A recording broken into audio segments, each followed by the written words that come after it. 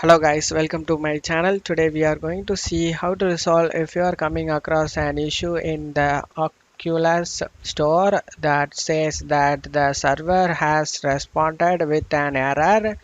We noticed something unusual for your security. This request could not be completed.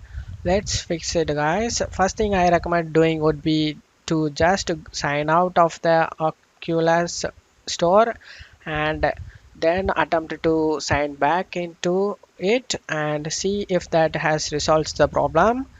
Also attempt to use a different web browser as well.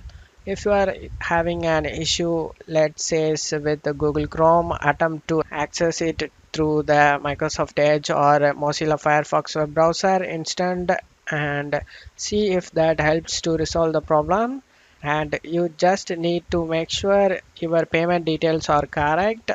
If you are entering in pairs an incorrect or invalid credit card number or an expiration date of the card. Alternatively, you can also contact Oculus support by going onto their website and just reaching out to their support. I hope this video helped you guys. If the video helped you, don't forget to leave a like guys. You can also subscribe me and support me guys. Thank you.